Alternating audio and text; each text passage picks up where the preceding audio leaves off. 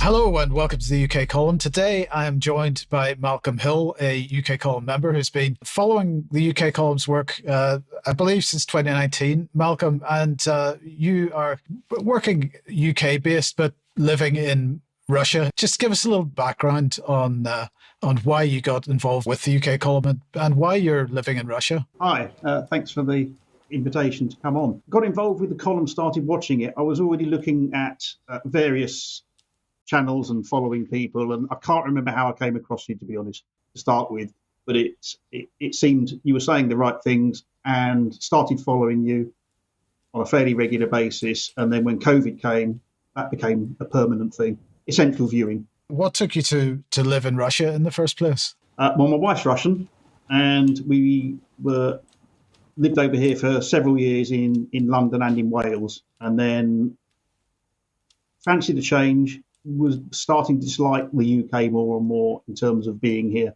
And it seemed the next logical step to try living there. We thought we'd give it a go, see if I liked it or not. And I seemed to fit right in. So we're settled, happy, and we stayed there. What I'd like to do is to discuss why you fit right in, because this is something a lot of people in the UK have no understanding of Russia, no understanding of China. Today we're talking about Russia. Mm-hmm. It's understandable that we don't, because many of us have grown up believing that Russia is the great enemy, whether that be because we're old enough to have lived through the Cold War or the end of the Cold War, or because we've listened, if we're younger, listened to the propaganda that we've been bombarded with over the last 20 years or so. So Russia is perceived as being the great enemy. How have you found it? What are the people like actually when you meet them day to day? And I suppose what is really would be of interest is what's their view of the world? Are they optimistic or pessimistic about the future? Oh, good questions. How I find them when I first got there and how I find them still to this day: warm, open, friendly, incredibly receptive. I've never had any issues or problems at all. Everybody knows I'm English because I walk around and speak English. I converse in English with my wife when we're out. Quite often get people come up and ask where I'm from, what I'm doing there, and that sort of thing. Genuine interest. They sometimes seem a bit disbelieving that I'm there and why would I be there, because from social media and from particularly the younger generations, they're up to sort of mid-20s, who didn't live perhaps through some of the harder times. They're obsessed with the West and how great it seems to be and how great it's portrayed. But a short conversation seems to put them right on that score. How they view the world, they themselves realistically positive. Life's been getting better continuously there since the beginning of the 2000s. It was a slow progression to start with, but certainly in the last 10 years, that's accelerated. Everybody's better off. Everybody's got a more comfortable standard of living. And the future looks bright. So everyone's better off. Is that including in the last 2 or 3 years since the West has been imposing sanctions? Especially in the last 2 or 3 years. There's an awful lot of industry that's come back. There's more employment. There's a lot more money floating around. So this is quite contrary to the narrative that we're presented, because we're being told that sanctions are really hitting the Russian economy hard, and life is getting harder for Russians every day. Yes, I see that because I do follow Western news to an extent, just to keep a finger on the pulse. But no, the truth is that where a lot of industry was taken away in the 1990s and shipped abroad, certainly lots of profits from industry and from resources were taken away in the 90s, and they all disappeared abroad.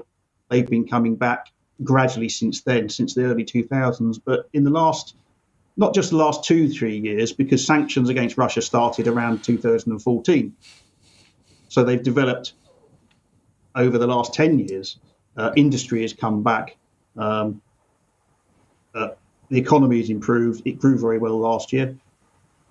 Everybody's happy. And so what is the attitude amongst ordinary people in St Petersburg to what's going on in Ukraine then? The attitude is the same as it was at the start of the problems. It's a shame it's happening. Nobody wants it to happen, but they understand that if the security of Russia and the Russian border isn't resolved, then it's a problem that's never going to go away. It does need fixing, one way or the other, preferably through negotiation and through peaceful talk. That didn't seem to work. So they want the conflict to end.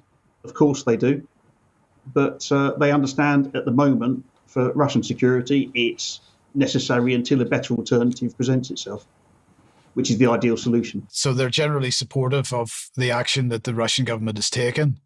Would that be a fair thing to say? Yes, very supportive, and more supportive as time has gone on. Right. And so what's their view of NATO and the West then?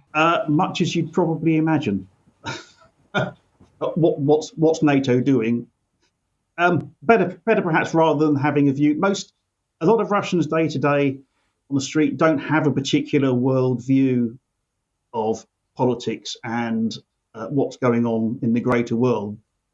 As a nation, it's just, why can't we live in peace? Why don't you just leave us alone? That's pretty clear then, yeah. And what about their attitude towards China, the so-called Global South, BRICS, and this kind of initiative? The more trade and international trade, the better. Why can't we trade more? Why can't we get on?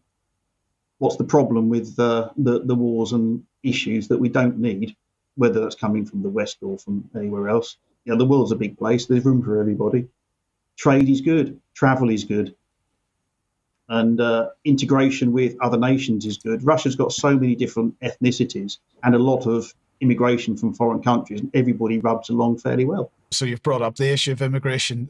That they do have an immigration situation, do they, or is it not perceived as being a negative thing? There's been a clampdown, or starting to be a clampdown, on illegal immigration. Immigration per se is absolutely fine. It's welcome.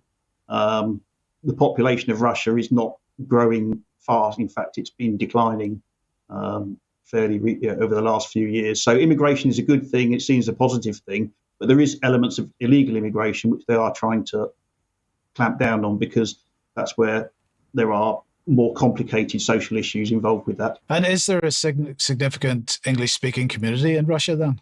Yes. There's not a massive community where everybody gets together and has gatherings and that sort of thing, but there is a growing number of people, of English-speaking people, who are emigrating out there. I'm in touch and at the moment with about 30 people in the UK who are in the process of moving out there in the next year or two. There's a new, if we want to talk about it, we can get onto that. There's a new Russian visa that's been launched end of last year to make it very easy for people from a large number of countries, predominantly Western, to emigrate if they wish to. Let's talk about that. I mean, obviously, without giving away any personal information, what would be the motivation that the people you know are going there? What's their motivation for doing that? Similar to mine, a disillusionment with the UK. Also, there's a fairly large contingent from America and Canada as well. It's not just from the UK. But disillusionment with the UK, with the cultural values, with the social values, and the way things are changing on that basis. The new visa program that was introduced is called the Shared Values Visa, and essentially is on the basis that you state that you disagree with the imposed ideological views of your current nation that contradict Russian spiritual and moral values.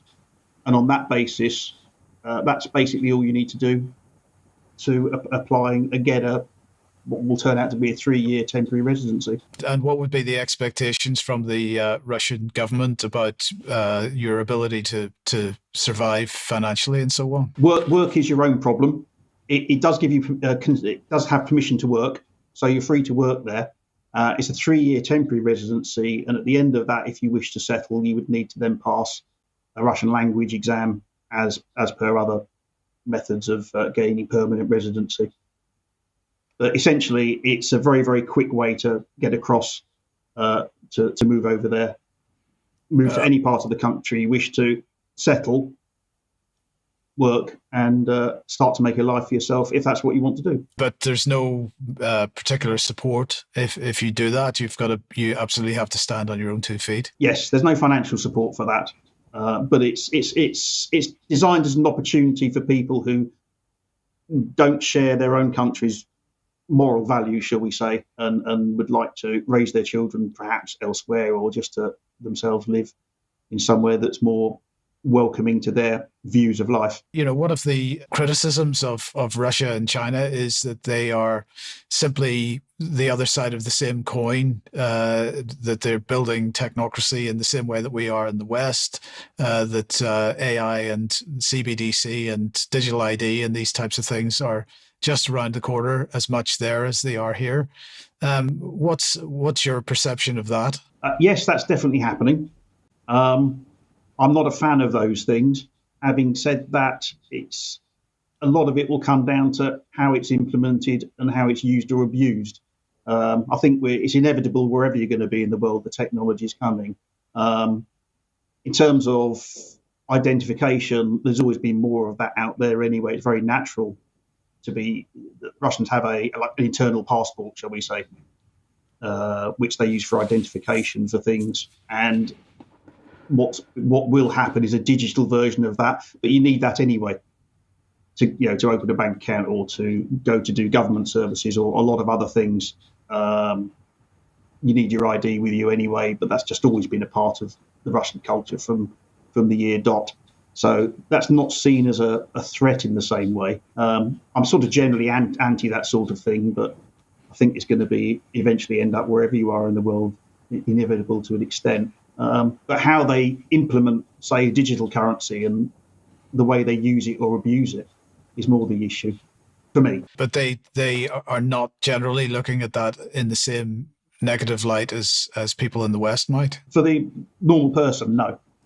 It's just it is what it is. If it happens, that's what happens, and that's the way it is now.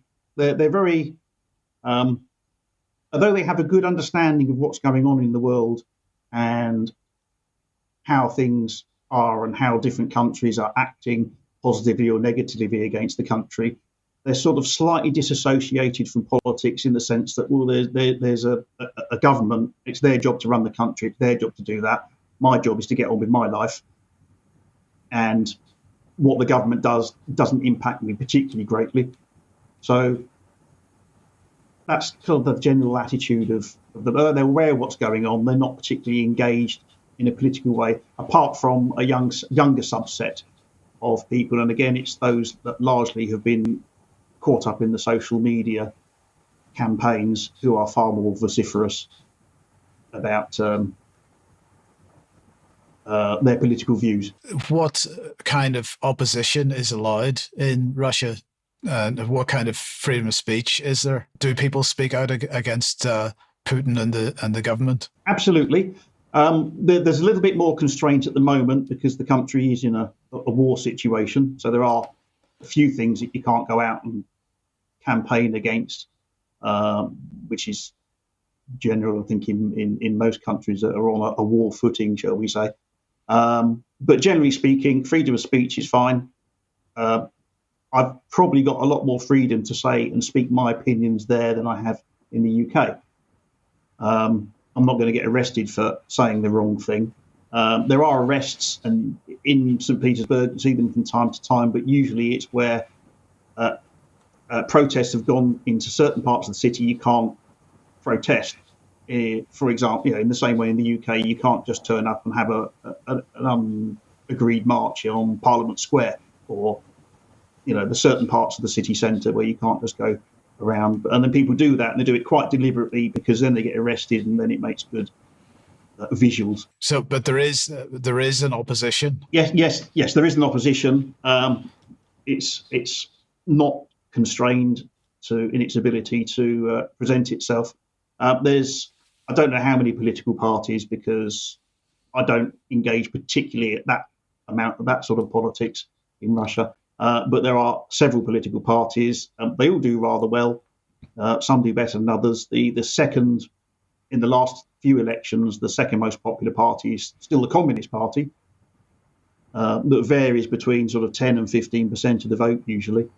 Apart from the last election, it was reduced because the support for Putin grew dramatically during the first couple of years of the military goings on. Is there an awareness in Russia, in the general population, of, some of the big anti-Russia stories that we've seen in the West, like Skripal or Navalny or or Litvinenko, any of these kinds of allegations that are made against the Russian state of attacking the West? Yes, they're aware of it, and they mostly sort of dismiss it out of hand as nonsense, is the short answer. And what about the likes of Dugan and the killing of his daughter? Is the West blamed for that? Very much so. Yes, that was a major event, and was seen with fairly outwardly expressed disgust by most people. It was a very sad event, very unnecessary, but yes, a Western attack. So that was viewed as a Western attack as opposed to a Ukrainian attack? Yes, because they have a good understanding that Ukraine is sort of the piggy in the middle, and not the ultimate cause of the issues. Quite a lot of people will look to what's happening in Ukraine and say, well, yeah, that's down to America, or that's down to the UK. At the end of the day. So they've got good awareness there. Let's talk about the media in general. Is Russia Today have a presence in Russia, or is it mainly media? Is that Russian media being exported to other countries? It's both. I don't watch, in the same way I don't watch much UK mainstream stuff. I don't watch particularly any or much Russian mainstream stuff. Is RT viewed as being mainstream then? Well, yes, I mean there is Russian language RT, and then they do export in the various other languages. But yeah, it's reasonably mainstream. There are a few proper state sponsored channels, shall we say, that have a variety of programs on. I tend not to watch any of those, as I say, in the same way that I wouldn't watch the BBC. Although, for the same reasons, is that all programming like that is going to be biased to an extent. Although what I would say is that when I do watch those sort of political programs and discussions on the state channels, the alignment, although in favour of Russia and biased, yes, without a doubt, the reporting of the news and the discussions centred around it are more similar to what I pick up from independent media in the West. So the points of view will be very similar to, say, Conversational UK column or a number of other independent media channels in the West.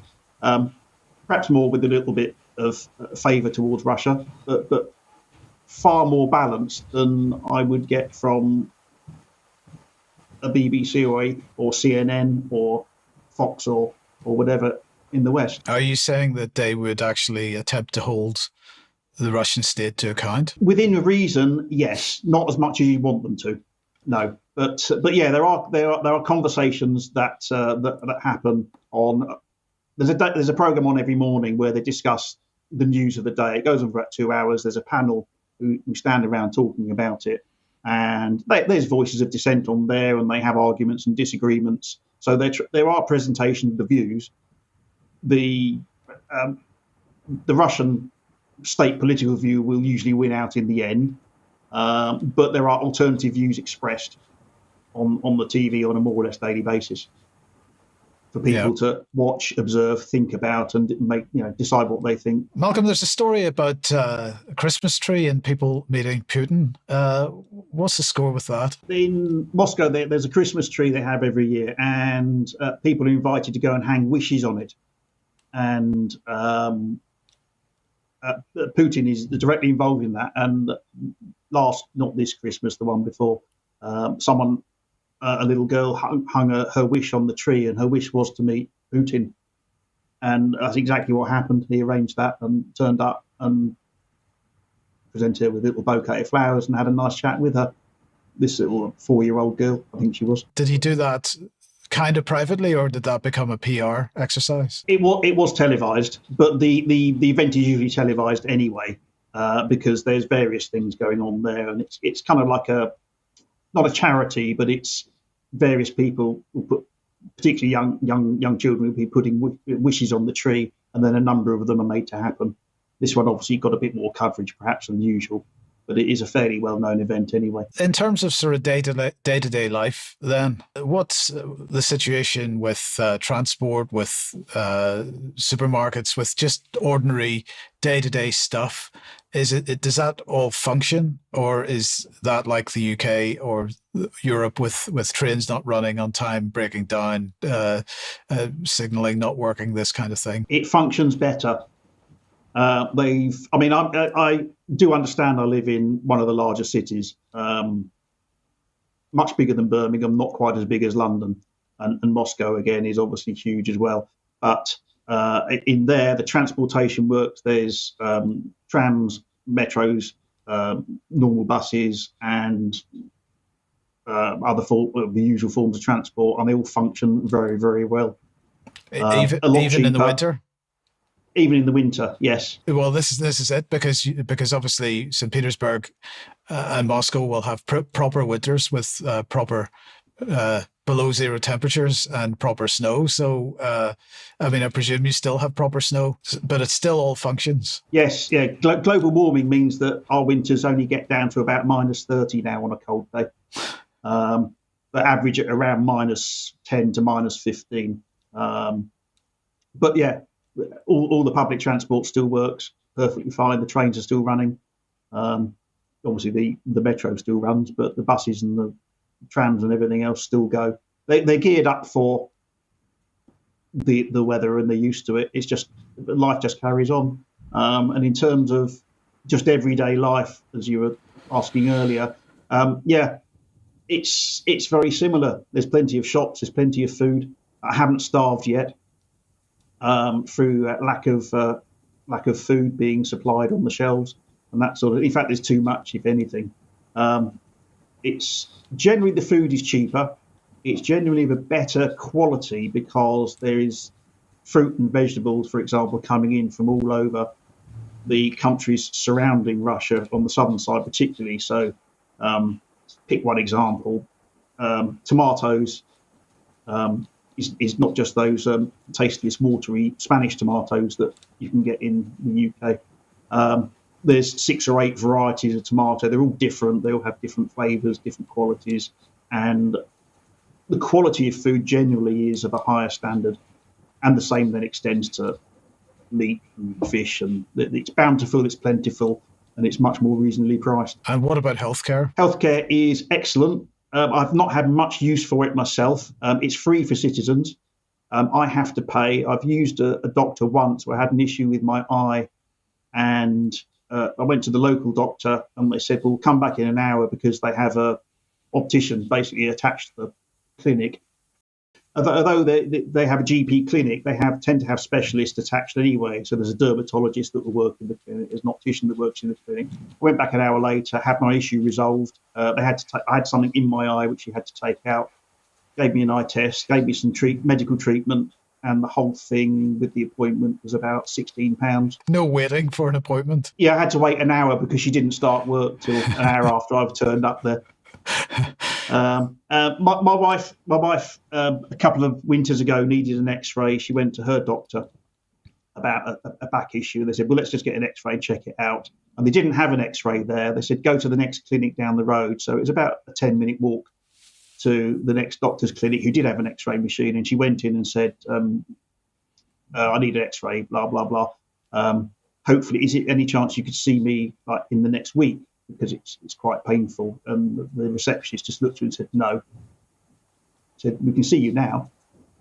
So she went straight through. She was X-rayed within 30 minutes. The results supplied the next morning, which she took back to her doctor, and treatment was dealt with. Why do you think it is that their system seems to function? And I guarantee that they're not putting anywhere near the amount of money into it that we are in Britain. There's probably a long answer, but the short answer is it's run by the state. And yes, there are issues, as with any state-run organisation, without doubt. But there's a lot of accountability as well. If there's any service that you're not happy about, there are direct ways to complain that goes quite high up the chain quite quickly. So if you have an issue with your medical board, or you suspect there's been misappropriation of funds, which does happen time to time, as with any you know any society, there's ways to report it fairly quickly, and they tend to get dealt with. And if they do find any sort of corruption or misappropriation of or wastage of funds, they get dealt with fairly severely, and it doesn't happen so often. I suppose the measure of any state and any government is what happens when it's under stress of some kind. And you mentioned earlier the fact that Russia is currently on a war footing, although by the sound of things, that hasn't resulted in massively stringent emergency powers being used. But what was the situation during COVID? I wasn't there during COVID. My wife was. There was a injection campaign. It was not mandatory for anybody, and most people didn't bother with it. Russians generally are fairly self-aware of their health. They have a better education or better understanding, perhaps, of their own health. There's more treatments, for example, you can buy over the counter than you can here without prescription, because it doesn't get abused in the same way. Generally speaking, they have a better understanding of what their body needs, and if they need something, they'll go and get it. If they don't need it, they don't. But they do understand that good diet is important, and most of them eat a far better diet than I was having in the UK, for example. But during COVID, so there was an injection. It wasn't mRNA based. I don't know more than a couple of people out of a circle of 40 so people that I know. I think only maybe one or two of them bothered getting it. Most didn't bother. This is the interesting conflict out there. It's one thing to have government rules and regulations on anything, any aspect of life out there. It's another for the people to actually follow it. So when my wife was there was a sign went up outside one day, and someone came around knocking on the door saying there's a case of COVID on this floor has been identified. Nobody can leave their flats for a week. And they put up signs and they put up some tape to say to people, you must stay indoors, you must stay at home for the next week, blah, blah, blah.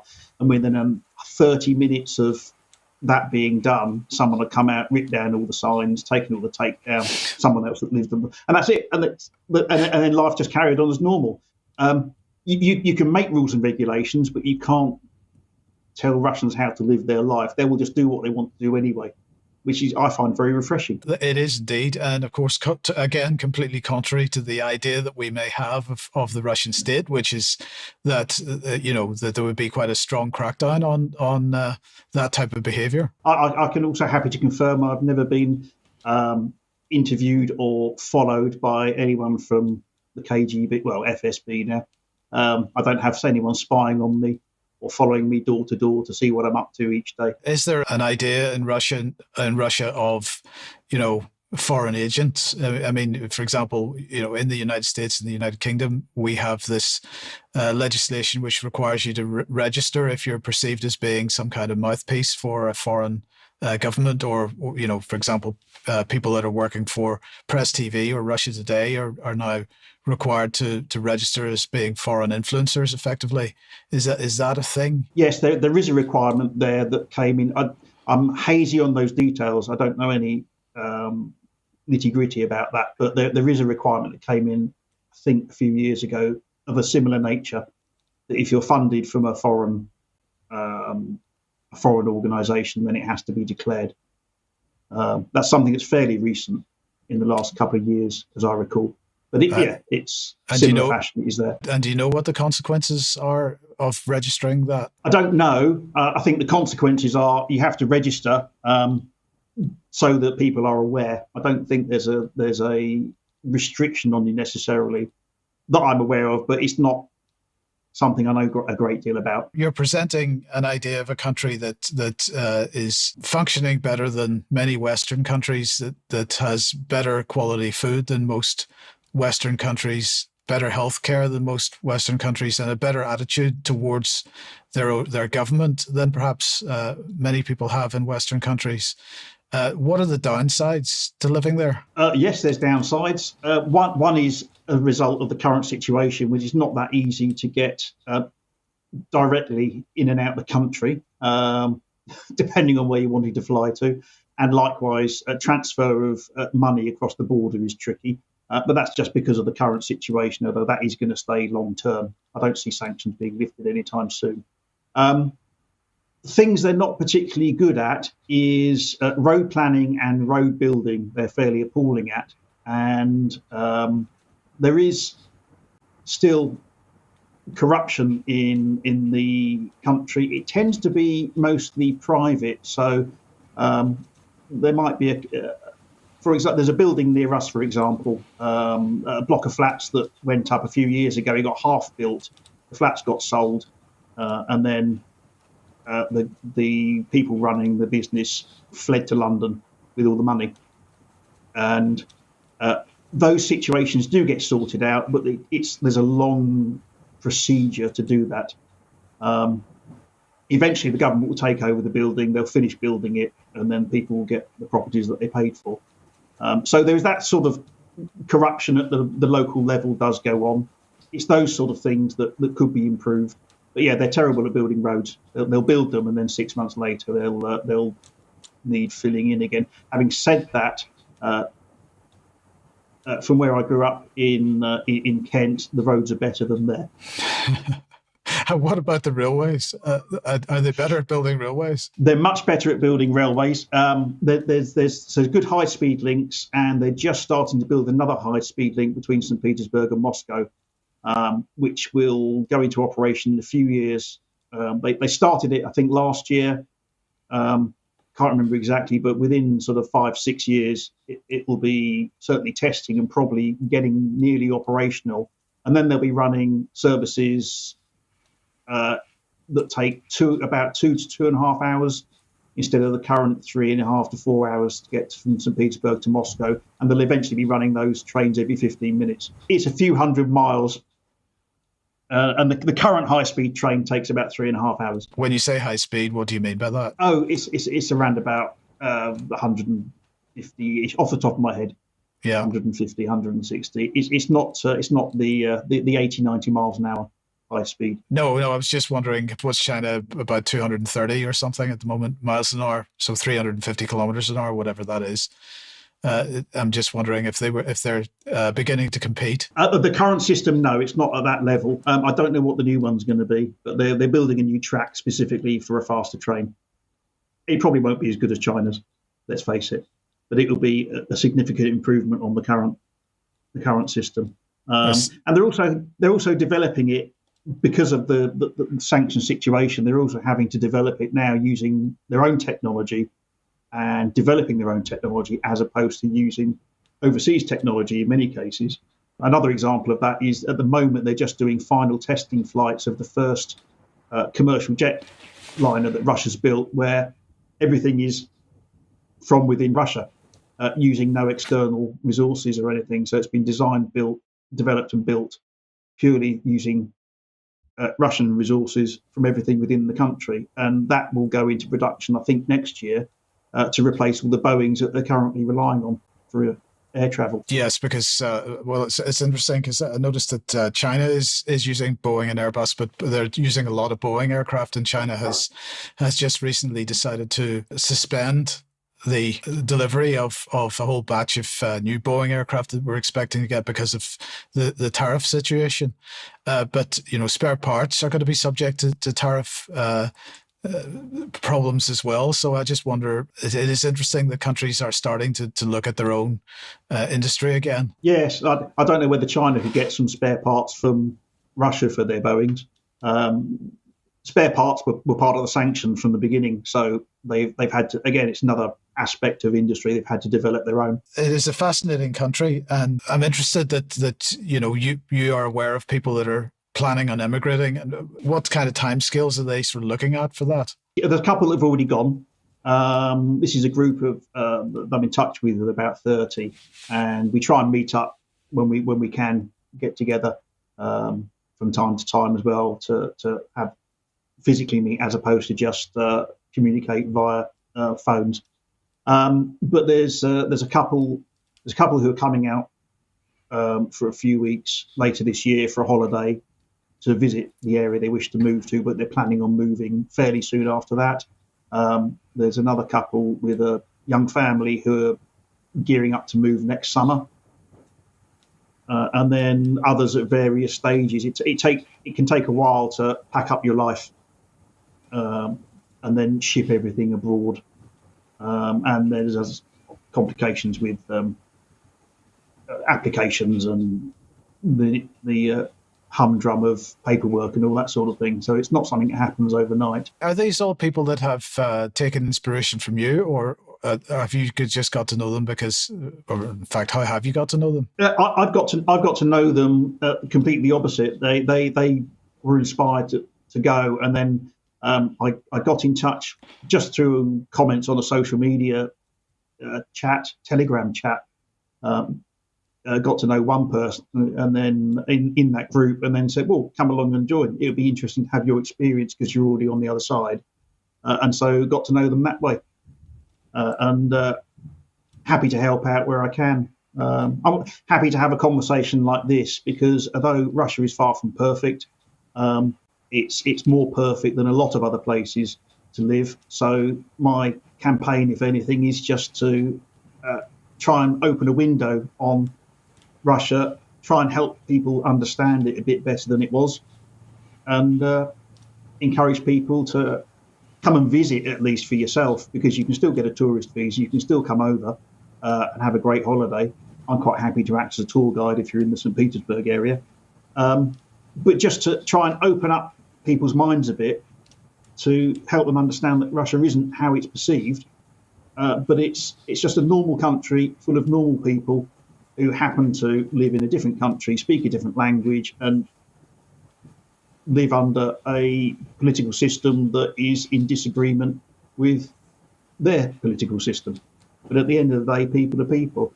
To sum it up best, my son, one of my sons came out a couple of years ago for a visit, and I said, just form your own opinion, go back and tell everybody whatever you think, whatever your honest opinion of the country is, whether you love it, hate it, whatever you found. And I said to him at the end, I said, just what's your summing up? What do you think of Russia? And his first response was, it's just so normal. And that's it. It's a country full of normal people living their normal lives, or trying to, and probably succeeding a lot better than we are. You paint a generally optimistic view of it. You're living there most of the time, so you clearly do enjoy it. These people we should not be viewing as our enemy. 100%. Yeah, they're not our enemy. The enemy is as with most places, the enemy is your own political class, for want of a better expression. Well, Malcolm, we'll leave it there for today. Thank you very much. It's been a fascinating conversation. If anybody is inspired by this to move, how would they contact you if they wanted to? Easiest way to contact me, I've got a very small Telegram channel where I occasionally post day-to-day life. It's called An Englishman Abroad, and you can get in touch with me through that. Brilliant. Thank you very much. And hopefully you'll get a few more subscribers to that channel in the not too distant future. So thank you for joining me. Thank you.